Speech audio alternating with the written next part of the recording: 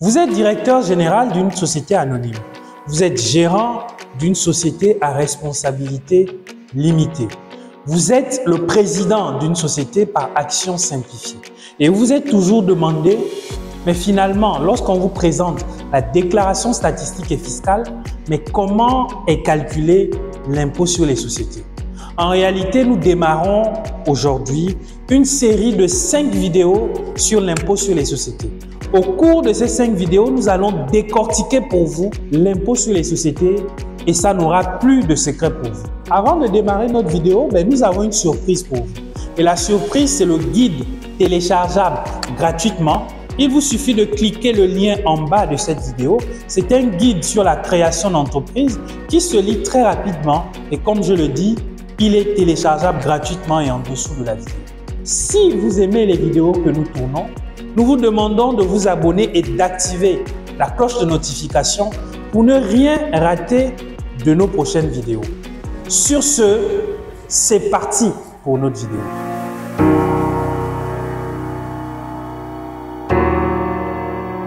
Bonjour, je suis Issa Yomenou, je suis expert comptable, entrepreneur et associé au cabinet Lead Finance. C'est un cabinet d'expertise comptable et d'audit basé à Port-Gentil. Sur cette chaîne, nous faisons le plaisir de décortiquer pour vous les sujets en lien avec la gestion, à savoir la comptabilité, la fiscalité, la paye, l'audit, la finance.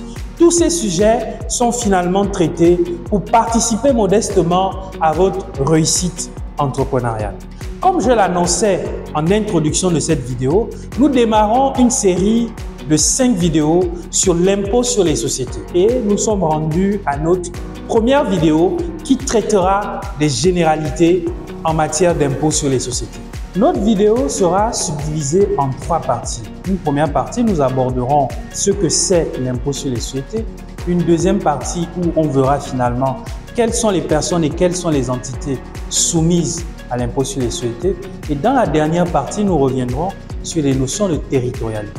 Quels sont finalement les revenus, les bénéfices qui sont imposés à l'IS. La première partie permet de répondre à la question qu'est-ce que c'est l'impôt sur les sociétés? Les entreprises en réalité réalisent des bénéfices, ont des revenus. Sur les bénéfices et sur ces revenus-là, un impôt est appliqué et c'est cet impôt finalement qui est appelé impôt sur les sociétés, en abrégé IS. Et cet impôt en réalité est calculé de façon annuelle.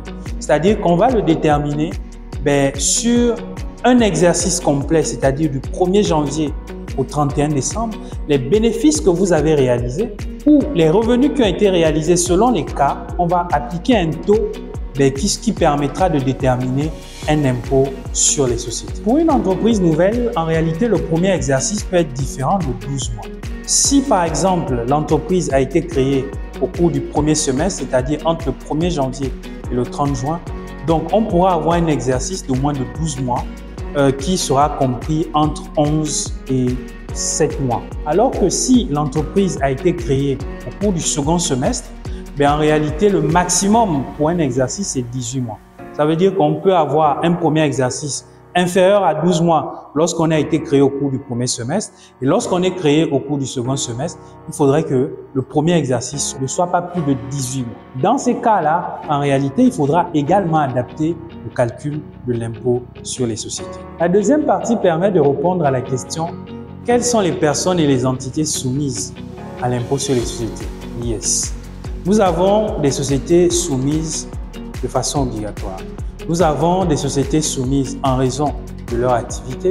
Nous avons des sociétés soumises par option et nous avons des sociétés exonérées. Sur les sociétés soumises de façon obligatoire, je pense notamment à toutes les sociétés par action. Sociétés anonymes, sociétés à responsabilité limitée, sociétés par action simplifiée. On a également les sociétés coopératives et les sociétés civiles immobilières dès lors que les associés sont des personnes soumises à l'IS. Les sociétés imposables à l'IS en raison de leur activité, nous avons les établissements publics et les organismes lucratifs et nous avons également les sociétés civiles à activité commerciale et industrielle. Les sociétés imposables à l'IS par option, nous en avons 5. Ce sont les sociétés en nom collectif, les sociétés en commandite simple, les sociétés en participation, les syndicats financiers et les sociétés civiles immobilières avec des associés personnes physiques. Sur les sociétés exonérées, nous avons les sociétés coopératives agricoles, nous avons également les syndicats agricoles, nous avons les organismes à but non lucratif et les deux derniers sont les collectivités locales et la Banque des États de l'Afrique centrale. La troisième partie permet de répondre à la question de la territorialité. Où sont imposés les bénéfices? Il s'agit tout simplement des bénéfices des entreprises exploitées ou les opérations qui sont réalisées au Gabon. Ça veut dire qu'en réalité, une entreprise qui réalise un bénéfice sur le territoire gabonais, en réalité, ce bénéfice sera imposé au Gabon. Si l'entreprise a des activités internationales, en réalité, ces activités internationales-là, le bénéfice ou les revenus qui seront réalisés sont également imposés au Gabon. Maintenant, je pense aux conventions internationales de non-double imposition. Je pense à la convention fiscale de France, de Belgique, du Canada, du Maroc. En réalité, si on est en face de ce type de convention, là, à ce moment, il faudra considérer le fait que l'entreprise en question, si elle dispose d'un établissement stable dans l'autre État, une partie du chiffre d'affaires sera imposée dans cet État. Sinon, en réalité, s'il n'y a pas d'établissement stable, tout le bénéfice sera imposé au Gabon.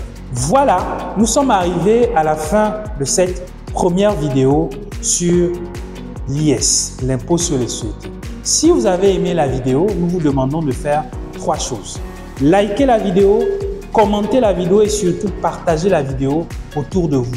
Surtout, n'oubliez pas de vous abonner et d'activer la cloche de notification pour ne rien rater de nos prochaines vidéos. Sur ce, on se dit à très vite pour de prochaines vidéos.